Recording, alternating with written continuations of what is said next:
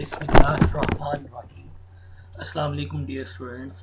Then welcome to online class of environmental chemistry. I am your teacher Mohammad Salman जमी. बेटे आज हम जो टॉपिक डिस्कस करने जा रहे हैं that is introduction to environmental analysis and what are the aims of these analysis. तो मेनली हम इस पे फोकस करेंगे कि किस तरह हम एनालिसिस परफॉर्म करेंगे, ठीक है, और इन एनालिसिस के क्या एम्स एंड ऑब्जेक्टिव्स हैं. आज के लेक्चर के रेफरेंस से अगर हम आज के लेक्चर की ऑब्जेक्टिव्स को देखें कि क्या होंगी, तो बेटे इन्वायरमेंट ऑलरेडी मैंने लास्ट लेक्चर में डिस्कस किया था, उसी को डिस्कस करेंगे कि इन्वायरमेंट है क्या, नीड टू मेंटेन इन्वायरमेंट, हम इन्वायरमेंट को क्यों मेंटेन रखना चाह रहे हैं, ठीक है. Old attitude about the pollutants जो है वो पीपल की क्या थिंकिंग थी, और इन्वायरमेंटल साइंस जो है इसकी केमिस्ट्री क्या है, फिर इन्वायरमेंटल एनालिसिस हम किस तरह से करेंगे, इनके एम्स क्या हैं, इनकी टाइप्स क्या हैं, और डिफरेंट स्टेजेस जो एनालिसिस में हैं उनको डिस्कस करेंगे, और उनमें से एक को इन डिटेल डिस्कस करेंगे विच इज़ सैम्पलिंग. इन्वायरमेंट क्या है, हमने बेटे लास्ट टाइम भी पढ़ा था, sum of total human surroundings. Total human surroundings में हमारी मेनली 4 स्फीयर्स थी. हमने कहा था एटमॉस्फेयर, हाइड्रोस्फीयर, लिथोस्फीयर और बायोटा या बायोस्फीयर. ये 4 स्फीयर्स को हम मेनली डील कर रहे थे, जहाँ से हमें वाटर मिलती है, एयर मिलती है, या जो प्लांट्स ग्रो करते हैं वो वाली स्फीयर, या जहाँ हम ब्रीदिंग करते हैं तो हम इन पे डिपेंडेंट हैं, हमारी लाइफ का सर्वाइवल इन पे है. उनको हम बोल रहे थे कि ये चारों चीज़ें जो हैं वो हमारी इन्वायरमेंट बनाती हैं. और ये लास्ट टाइम भी मैंने ये सारी समरी डिस्कस की हुई है कि टोटल ह्यूमन सराउंडिंग में क्या है, बायोटा है. लेकिन हम अभी भी एक सफ़ियर जिसको हमने अब मेनली आगे लेके चल रहे हैं, वो सफ़ियर हमारी एंथ्रोस्फियर है, जहाँ पे ह्यूमन बींग्स का इफेक्ट हमने देखना है. What is the need to maintain the environment, हम इन्वायरमेंट मेंटेन करना क्यों चाह रहे हैं. देखें, इन्वायरमेंट से हमें रॉ मटेरियल्स मिलते हैं जो हमारी नीड्स फुलफिल करते हैं, चाहे वो कंस्ट्रक्शन इंडस्ट्री से हो, हाउसिंग के रेफरेंस से हो, ठीक है, या तो production of numerous consumer goods हैं, जैसे हम लेदर प्रोडक्ट्स विंटर में यूज़ करते हैं अपने आप को सर्दी से बचाने के लिए, ठीक है, फैब्रिक्स यूज़ करते हैं, या हम खाने की टेबल्स डिफरेंट बनाते हैं इनसे, या डिफरेंट जो कंटेनर्स, फूड कंटेनर्स वगैरह बनते हैं, वो सारों के लिए रॉ मटेरियल हमें इन्वायरमेंट से मिलता है. Falling of the environment by the products of our industrial society can have many harmful consequences, damage to human health being of greatest concern. अब जो हम प्रोडक्ट्स बना रहे हैं उन प्रोडक्ट्स के हमें फ़ायदे हैं, लेकिन उनके साथ जो बाय प्रोडक्ट्स या कुछ ऐसे प्रोडक्ट्स भी प्रोड्यूस हो रहे हैं इंडस्ट्रीज़ में जो हमारे लिए कंसर्न है. मेजरली कंसर्न हमारा कौन सा है, ग्रेटेस्ट कंसर्न हमारा कौन सा है कि ह्यूमन बींग्स को ये किस तरह इफेक्ट करते हैं, इनका कॉन्सिक्वेंस ह्यूमन हेल्थ पे क्या है. In addition to the outdoor environment, increasing concern is being expressed about the exposure of individuals to harmful pollutants within the indoor environment. कि घर पे भी हमें कुछ ऐसे pollutants हैं जो डिस्टर्ब कर रहे हैं, जैसे एयर पोल्यूशन हो रही है तो वो एयर पोल्यूशन हमें डिस्टर्ब कर रही है, या हम प्लास्टिक्स यूज़ कर रहे हैं तो वो हमें डिस्टर्ब कर रहे हैं. तो इवन एट होम जो हमें डिस्टर्ब कर रहे हैं या वर्क लेवल पे उनको भी. Levels of harmful pollutants can often be higher indoors than outdoors. So, and this is especially true of the workplace where workers are being exposed to fairly high level of toxic substances. जहाँ worker काम कर रहे हैं किसी factory में, वहाँ toxic fumes उड़ रहे हैं, या कोई हैवी मेटल्स का काम कर रहे हैं, तो वहाँ पे ये ज़्यादा कंसर्न है कि आउटडोर की निस्बत इनडोर वो ज़्यादा एक्सपोज हो जाते हैं, इनडोर उनको ज़्यादा प्रॉब्लम फेस करनी पड़ती है. Pollution is the mainly although not exclusively chemical nature, mainly ये केमिकल इन नेचर होता है. The job of environmental analysis is therefore of greatest importance, क्योंकि उसी ने बताना है कि ये पोल्यूटेंट है, ये इस तरह हार्म करेगा, आप इसको इस तरह कंट्रोल कर सकते हैं, ये स्टेप्स, ये मेजर्स आप ले सकते हैं. हमारा ओल्ड एटीट्यूड क्या था अबाउट डंपिंग ऑफ वेस्ट, यानी जब हम इंडस्ट्री में कोई भी चीज़ बनाते हैं तो कुछ वेस्ट तो बनना ही बनना है, ठीक है. तो ओल्ड एटीट्यूड जो इन प्रैक्टिस था, in past many environmental problems were caused by practice that now seems to be totally unacceptable. पहले हम कर रहे थे, अब बिल्कुल अनएक्सेप्टेबल है, मतलब हम अब उनको सोच भी नहीं सकते कि ऐसा कर सकते हैं. Result was polluted air, polluted water, dangerous hazardous waste sites and harm to living things. मतलब ओल्ड एटीट्यूड ये था कि आप इसको या तो डंप कर दें ज़मीन में, या डंप कर दें रिवर में, या डंप कर दें एयर में. मतलब ख्याल ये था कि इनका हमें कौन सा इतना कोई फ़ायदा है, क्योंकि तब पॉपुलेशन कम थी तो इतना इफेक्ट फील नहीं हुआ. पानी पे भी और देन जो है वो सॉइल्स वगैरह पे भी, लेकिन अब जो है वो हम ऐसा नहीं कर सकते। करंट एटीट्यूड क्या है? करंट एटीट्यूड्स ये है कि लॉज और रेगुलेशंस अब बन चुकी हैं कि एयर पोल्यूशन और सारी pollution, water pollution, soil pollution को कंट्रोल करें। These measures have relied largely upon end-of-pipe controls, in which pollutants were generated but were removed. यानी पहले ये था कि जी आप पोल्यूटेंट को एयर में डिस्चार्ज कर दें, कोई इशू नहीं है। अब हमने क्या किया है, कंट्रोल किया है। यहाँ इस स्लाइड में ये शो किया गया, कंट्रोल कर लिया, पोल्यूटेंट नहीं जाने दिया। वेस्ट वाटर निकला तो उसको भी ट्रीट करके भेजा है। कोई सॉइल में आपने डंपिंग की है तो इवन वो भी ट्रीट करके की है, ताकि ये पोल्यूटेंट सॉइल, वाटर और एयर को पोल्यूट ना कर सके। और एक और आइडिया जो फ्लॉट किया गया वो ये था zero discharge of waste. Zero discharge of waste या रिसाइकलिंग, कि आप चीज़ें एक बार जो बन गई उसको रिसाइकल करते जाएं। मसलन आयरन की प्रोडक्ट्स बनी है, रस्ट हो गई, ख़राब हो गई, डैमेज हो गई, आप उसको मेल्ट करें, दोबारा यूज़ कर लें। ग्लास के आर्टिकल्स हैं, दोबारा यूज़ करें। प्लास्टिक के दोबारा यूज़ करें। इट मीन्स उससे क्या होगा कि आपका जो वेस्ट की डंपिंग का इशू है वो कम से कम होता जाएगा।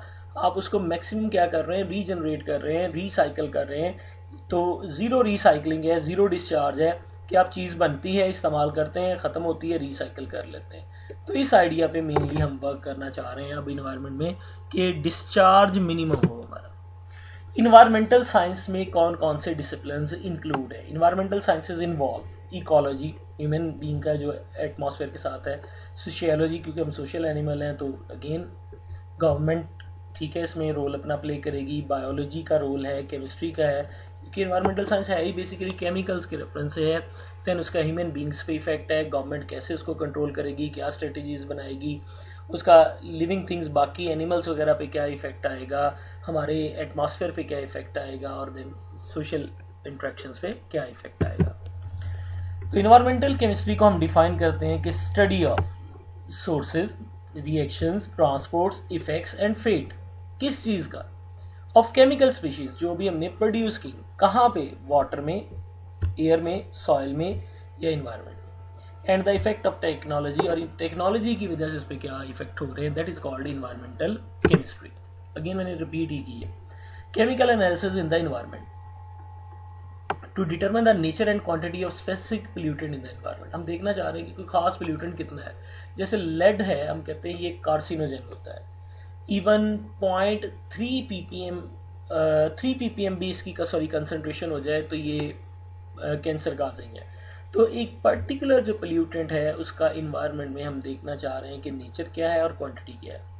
It is vital first step in environmental chemistry research.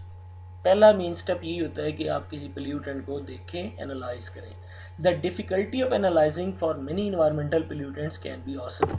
हमें बहुत सारी डिफिकल्टी आएगी, लेकिन उस डिफिकल्टी को हम सॉल्व करेंगे और इंजॉय करेंगे। Very low level of pollutant in the environment which can significantly be toxic which is quite difficult to determine. कुछ पोल्यूटेंट इतने थोड़े लेवल पे हैं कि उनको डिटरमिन करना इवन हमारे लिए मुश्किल है, लेकिन वो फिर भी क्या है, टॉक्सिक है। जैसे मैंने लेड की एग्जांपल दी कि 3 ppm parts per million, 1 million में अगर 3 पार्ट भी लेड के हो जाए तो ये कार्सिनोजन है। एग्जाम्पल, लेस देन अ माइक्रोग्राम पर क्यूबिक मीटर। एयर में उनकी क्वांटिटी माइक्रोग्राम पर क्यूबिक मीटर से भी कम है। माइक्रोग्राम 10⁻⁻⁶ और या 1 मिलीग्राम पर लीटर वाटर में, ठीक है। इतनी कम क्वांटिटी है कि डिटेक्ट करना भी पॉसिबल नहीं, लेकिन इवन देन वो क्या करते हैं, हमें हार्म करते हैं। इन्वायरमेंटल एनालिसिस, तो बेटे जो हमारे एम्स ऑफ एनालिसिस हैं वो मेजर कंसिडरेशंस में हम कहते हैं कि जी क्या एम से हम एनालिसिस कर रहे हैं, कौन सी स्टेजेस के थ्रू एनालिसिस होगा और किस किस टाइप के एनालिसिस हम करेंगे। ये इन्वायरमेंटल एनालिसिस में हमारी मेजर कंसिडरेशंस हैं कि हमने किस तरह से लेके चलना है प्रॉब्लम्स को। Aims of environmental analysis. The purpose of environmental analysis is twofold. Two major reasons. पहली है बैकग्राउंड मॉनिटरिंग। बैकग्राउंड मॉनिटरिंग क्या है कि हमने चेक करना है कि ये पोल्यूटेंट एयर में कहाँ से आया, वाटर में कहाँ से आया, इन्वायरमेंट में कहाँ से आया। देन देखना है बैकग्राउंड एंड नेचुरल कंसंट्रेशन, कि नेचुरली इसकी जो है वो इन्वायरमेंट में क्या अमाउंट थी, ठीक है। ऑलरेडी यानी नेचुरल सोर्सेज से कितना एमिट हो रहा है। जैसे हमें पता है सल्फर डाइऑक्साइड नेचुरली भी एमिट होती है वोल्केनोज वगैरह से, HCl एमिट होता है। ये डिफरेंट गैसेज हैं जो एयर में निकल रही हैं, तो ये तो नेचुरल सोर्स है और कितनी निकल रही हैं ये देखना है। Second, useful in studies of general environmental processes. Background monitoring जो है वो हमारे लिए यूजफुल है इन्वायरमेंटल प्रोसेसेस को स्टडी करने में। किस तरह? Useful for establishing concentration against which any pollutant effect could be assessed.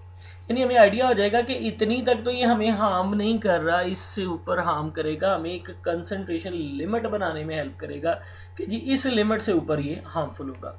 It is however a fact that pollution has now affected even the most remote areas of the globe. यानी even गांव भी अब तो effect हो रहे हैं, जहाँ पे बिल्कुल पॉपुलेशन कम है, जहाँ पे इंडस्ट्री ना होने के बराबर है, वहाँ पे भी पोल्यूशन का इफेक्ट आ रहा है। And true background level of many substances are becoming increasingly difficult to determine.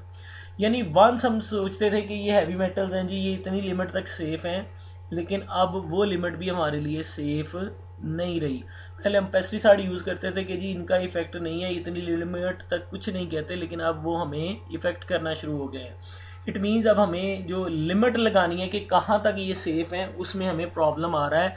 हालांकि बैकग्राउंड मॉनिटरिंग हम कर इसीलिए रहे थे कि हम लिमिट्स लगा सकें कि अच्छा यहाँ तक हमें ये 5 ppm 10 ppm इस कंसंट्रेशन तक कोई पोल्यूटेंट हमें इफेक्ट नहीं कर रहा, इससे ज़्यादा पे कर रहा है। एम्स ऑफ इन्वायरमेंटल एनालिसिस में सेकेंड मेन है pollution monitoring to determine the concentration of harmful products in the environment. ठीक है, जो हार्मफुल प्रोडक्ट्स हैं उनकी अब हम कंसंट्रेशन डिटरमिन करेंगे। बैकग्राउंड है कि यहाँ तक हार्मफुल नहीं है, और अब हम अपने पोल्यूटेंट की देख रहे हैं कि उस लिमिट से ज़्यादा है, कम है, किस जगह पे हम एग्जिस्ट कर रहे हैं। मेन ऑब्जेक्टिव्स क्या हैं? To identify potential threats to human health and natural ecosystem, कि ये ह्यूमन हेल्थ को और नेचुरल इकोसिस्टम को किस तरह से इफेक्ट करेंगे। To determine compliance with national and international standards, कि हमारा नेशनल स्टैंडर्ड क्या है और इंटरनेशनली कौन सी लिमिट्स रिकमेंडेड है। To inform the public about the quality of environment and raise public awareness. जैसे आजकल हमारी गवर्नमेंट ने प्लास्टिक के अगेंस्ट किया हुआ है, शॉपिंग बैग्स बंद कर दिए हैं, तो अवेयरनेस दे रहे हैं कि ये प्रॉब्लम काज कर रहे हैं। यानी अगर आप प्लास्टिक में बेटे, जैसे ये हम अक्सर जो है वो गर्म चाय जो है वो डिस्पोजेबल कप में ले लेते हैं प्लास्टिक के, तो कहते हैं ये 32 टाइप का कैंसर काज करती है। अब अवेयरनेस दे रहे हैं लोगों को कि ये प्लास्टिक्स जो हैं वो हार्मफुल है, यानी दोबारा बैकवर्ड वो स्टील के कंटेनर्स की तरफ हमें मूव करवाना चाह रहे हैं। To develop and validate computer models which simulate environmental processes and are extensively used as environmental management tools. मतलब ऐसे ग्राफ्स और मॉडल्स बना के आपको बताना है कि जी ये ऐसे होगा तो आपके लिए इस तरह हार्मफुल होगा। To provide input data for geological information systems used in conjugation with expert systems as an aid to environmental management. यानी जियोलॉजिकल डेटास को, जियोग्राफिकल डेटास को और हमारे डेटास को कंपाइल करना। देन पॉलिसी मेकर्स को इसके बारे में जो है जो प्लानिंग करते हैं टाउन्स की, ट्रैफिक की, उनको इसके बारे में आइडिया देना। To assess the efficacy of pollution control measures, के हमने जो मेयर्स लिए हैं उनका कोई फ़ायदा भी हुआ, कोई कंट्रोल भी कर सकें कि नहीं, इंडस्ट्री के बेस पे हमने कोई कंट्रोल किया या नहीं। To investigate trends in pollution, कि कौन से पोल्यूटेंट्स जो हैं वो इफेक्ट कर रहे हैं, किन की कंसंट्रेशन इंक्रीज़ कर रही है और फ्यूचर में क्या प्रॉब्लम्स आएंगे। मैंने इन सब को एक स्लाइड में समराइज कर दिया है। ठीक है, आइडेंटिफाई फ्यूचर प्रॉब्लम्स, फ्यूचर में कौन से प्रॉब्लम्स आएंगे। इन्वेस्टिगेट ट्रेंड्स इन पोल्यूशन, कि कौन से ट्रेंड्स चल रहे हैं पोल्यूशन के। असेसिस पोल्यूशन कंट्रोल मेयर्स, कि पोल्यूशन कंट्रोल मेयर्स हम किस तरह से कर सकते हैं कि पोल्यूशन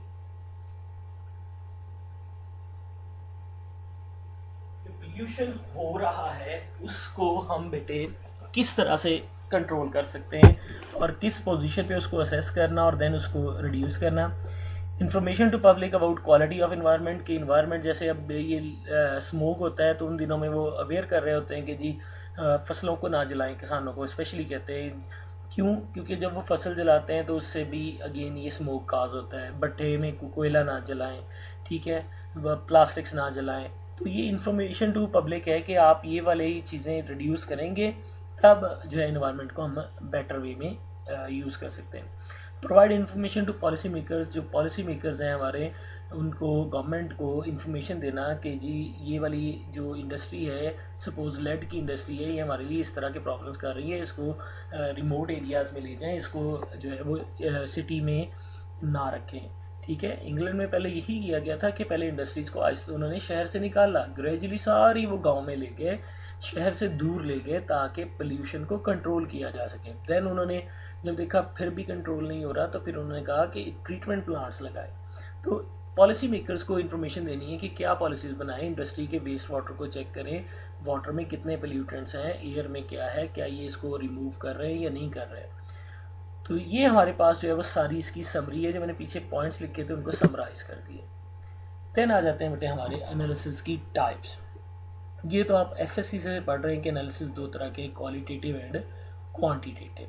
क्वालिटेटिव क्या होते हैं कि क्या मौजूद है, विच सब्सटेंस इज प्रेजेंट, यानी सिर्फ आइडेंटिफिकेशन से कंसर्न है कि एयर है तो इसमें सल्फर डाइऑक्साइड तो नहीं, इसमें जो है वो नाइट्रोजन के ऑक्साइड्स तो नहीं, मतलब हम सिर्फ आइडेंटिफाई कर रहे हैं कौन से पोल्यूटेंट्स हैं। Quantitative, how much is present, यानी अमाउंट कंसर्न है कि अमाउंट हार्मफुल तो नहीं, या कितनी अमाउंट है, इससे जो कंसर्न करता है that is called quantitative analysis.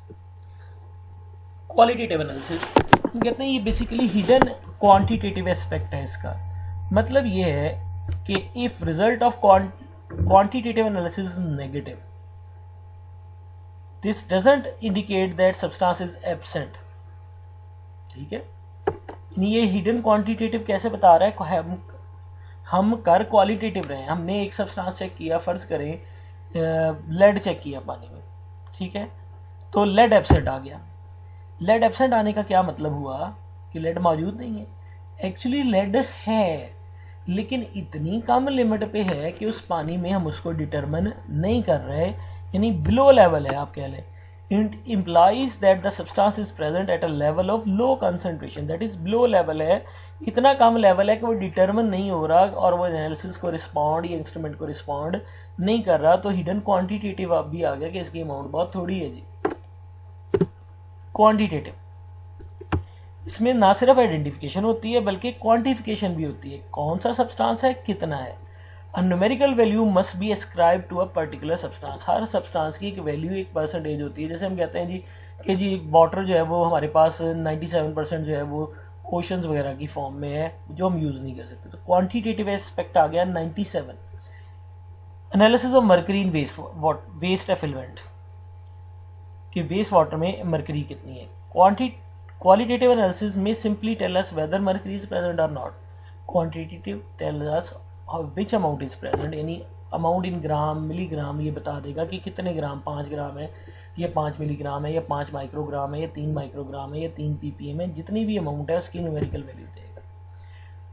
Types of quantitative analysis. अब क्वांटिटेटिव एनालिसिस भी हम बेटे अगर आप देखें तो क्वांटिटेटिव एनालिसिस भी 3 तरह के होते हैं।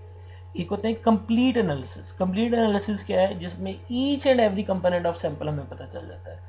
मतलब आपने वाटर लिया, वाटर में जितने भी मिनरल्स थे, जितनी भी मेटल्स थी, सबका बता दे, that is complete analysis. Ultimate analysis, each and every element in the sample is determined without regard to compounds present, कि कौन सा कंपाउंड है इससे कंसर्न नहीं, सिर्फ एलिमेंट देखते हैं, किस कंपाउंड की फॉर्म में ये नहीं देख रहे, एलिमेंटल फॉर्म में सबको एनालाइज करेगा। This is called ultimate analysis. Complete में कंपोनेंट्स देखे जाते थे कि sulphur dioxide, this and that, मतलब कंपाउंड्स की फॉर्म में था। अल्टीमेट में एलिमेंटल फॉर्म में आ गया। Partial analysis, amount of one और several but not all constituents in sample is determined. आप स्पेसिफिक कंपोनेंट्स की अमाउंट डिटरमिन करते हैं, 1 2 4 की, सारों की नहीं करते। अगर सारों की कर लेंगे तो कंप्लीट एनालिसिस। अगर आप उसमें से कुछ कंपोनेंट्स को आइडेंटिफाई कर रहे हैं, उनकी अमाउंट देख रहे हैं, that is called partial analysis. Analysis secondly base करते हैं अमाउंट पे, अमाउंट ऑफ एनालाइट, जिसको एनालाइज करना है उसकी अमाउंट कितनी है, उस बेसिस पे भी हम इनको डिवाइड करते हैं जी 3 कैटेगरीज में। एक है मैक्रो एनालिसिस, जिसमें जाहिर है ज्यादा अमाउंट में सैंपल या एनालाइट रिक्वायर्ड होगा। Involves the determination of major constituents present at high concentration. ठीक है। माइक्रो या trace analysis involve determination of constituents present in very small quantities, 0.1 ppb parts per billion to 100 ppm parts per million, मतलब बहुत थोड़ी amount है। Ultra trace analysis, इसमें क्या होगा, ये 0.1 ppb से भी नीचे चले जाएंगे, यानी बहुत थोड़ा सल्यूट, उससे थोड़ा ज्यादा सल्यूट और इसमें ज्यादा सल्यूट। तो सल्यूट या एनालाइट की कंसंट्रेशन की बेस पे ये तीनों हम कैटेगराइज कर रहे होते हैं कि मैक्रो, माइक्रो और ultra trace analysis. Method base जो एनालिसिस का तरीकाकार आप यूज कर रहे हैं उसकी बेसिस पे, एक होता है डिस्ट्रक्टिव, एक होता है नॉन डिस्ट्रक्टिव। डिस्ट्रक्टिव मेथड वो होता है जिसमें आपका एनालाइट डिस्ट्रॉय हो जाता है सैंपल के बाद, रीयूज नहीं हो सकता। समटाइम आपने जो सैंपल बनाया है वो बड़ा इंपॉर्टेंट होता है और बड़ा एक्सपेंसिव होता है, तो फिर आप क्या करते हैं, आप नॉन डिस्ट्रक्टिव मेथड को प्रेफर कर रहे होते हैं वहाँ पे। नॉन डिस्ट्रक्टिव मेथड कोई इंस्ट्रूमेंटल मेथड है, जैसे एटॉमिक एब्जॉर्प्शन स्पेक्ट्रोमीटर है, जैसे स्पेक्ट्रोफोटोमीटर है, या इस तरह का कोई भी ऐसा इंस्ट्रूमेंट है, एक्सरे फ्लोरेसेंस वगैरह है, जिसमें सैंपल डिस्ट्रॉय नहीं होगा, जिसको आप बार बार रीयूज कर सकते हैं, आप किसी और प्रोसेस और टेस्टिंग में भी यूज कर सकते हैं। इसमें क्या होगा, सैंपल डिस्ट्रॉय हो जाएगा, रीयूज नहीं हो सकेगा। एग्जाम्पल है dissolution of solid sample into acid. अब जब आपने एसिड में सैंपल डाल दिया तो एसिड ने उसको डिसोसिएट कर देना है, इस वजह से आप उसको रीयूज नहीं कर सकते। क्लास पे टर्म है यहाँ पे speciation involve the determination of all different forms of a class of compound in a sample. मतलब नाइट्रोजन है, सपोज आपने किसी सैंपल में ढूंढनी है, वो नाइट्रेट्स की फॉर्म में है, नाइट्राइड्स की फॉर्म में है, सिंपल नाइट्रोजन है, जिस जिस भी शक्ल में है उसकी सारी फॉर्म्स ढूंढ लेगा। तो ये नाइट्रोजन स्पेसिफिक हो गया कि वो जिस फॉर्म में भी है। नाइट्रेट्स को ही अगर आपने करना है तो वो सोडियम का है, पोटेशियम का है, किसी का भी नाइट्रेट है, ये उसको डिटरमिन कर लेगा। एग्जाम्पल ले लें, the speciation of lead in the environment would involve, अगर आप लेड चेक करना चाह रहे हैं, the analysis of all the different inorganic and organic lead compounds.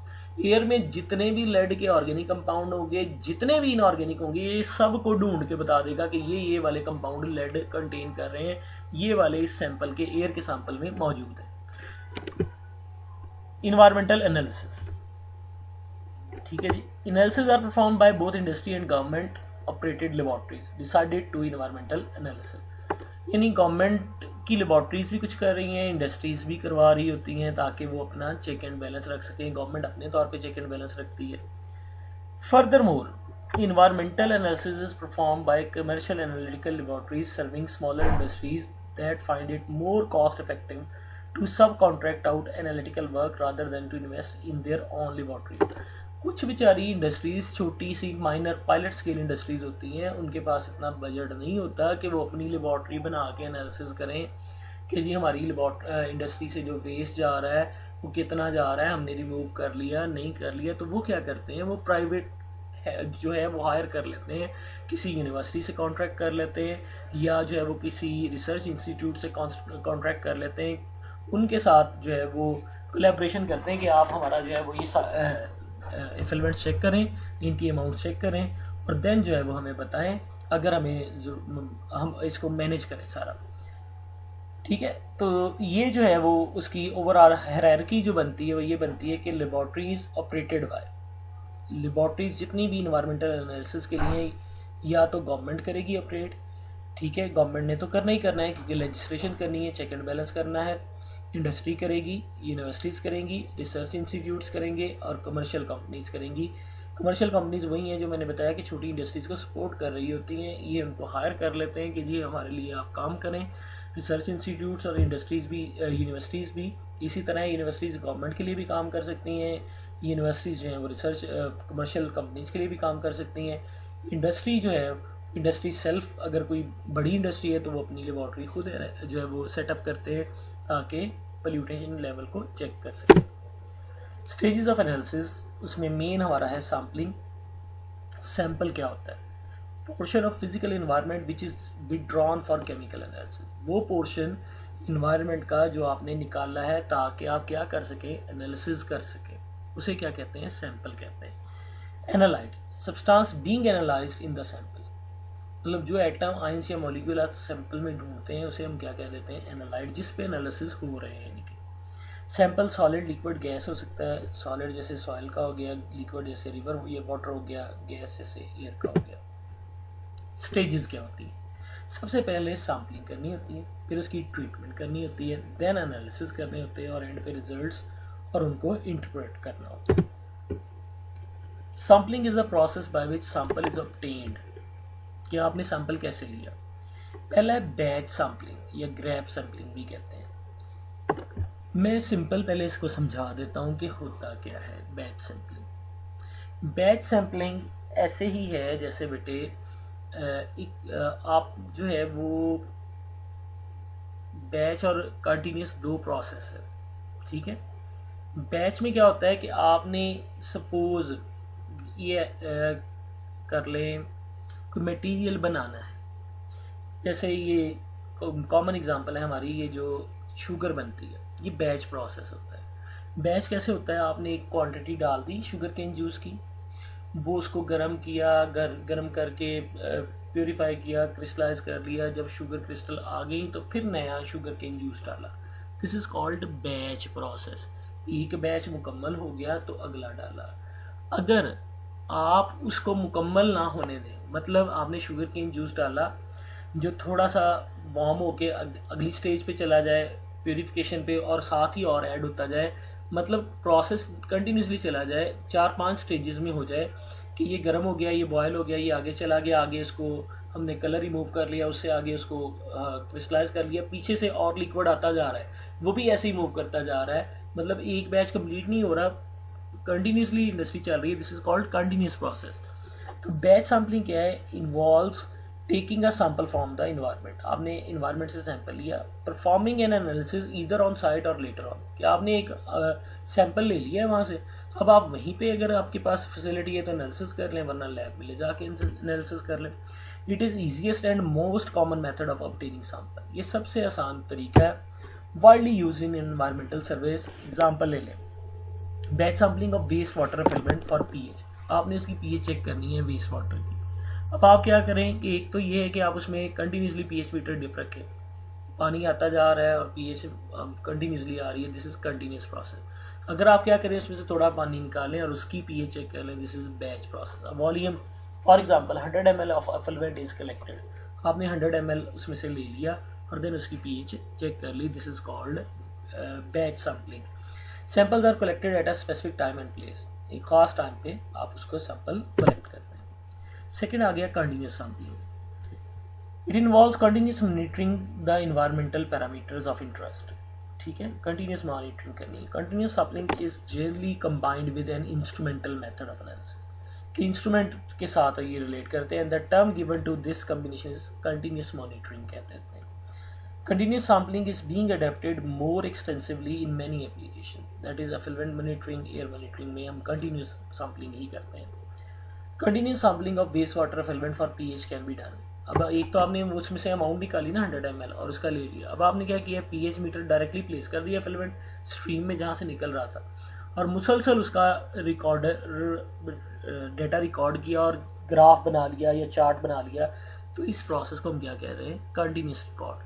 यानी आपने पीएच मीटर डिप्ड है और रीडिंग्स जो हैं उनका ग्राफ बनना शुरू हो गया या रिकॉर्ड बनना शुरू हो गया, तो this is called continuous sampling. तीसरी है composite sampling, prepared by mixing several batch samples. आपने मुख्तलिफ बैचेस ले लिए डिफरेंट इंटरवल्स में, देन उनको मिक्स किया।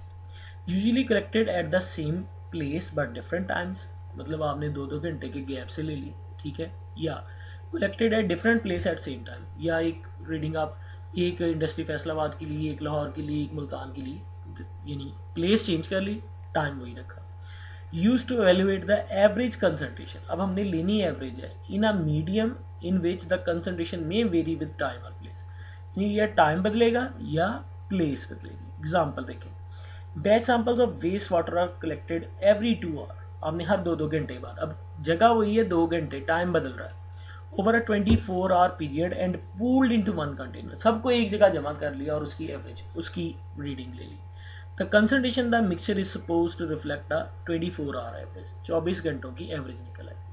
Composite samples can also be prepared by mixing samples collected at different places different है, टाइम सेम है। For example in soil surveys, samples are collected from different location, soil का survey कर रहे हैं, different location ली, same season में, same time पे। Field are pooled together to give an area average, और फिर उसके एरिया की एवरेज आ जाएगी वो सारों की मिला के। तो ये बेटे ओवरऑल हमारा जो आज का टॉपिक था उसके रिलेटेड था। थैंक यू, अल्लाह हाफिज़।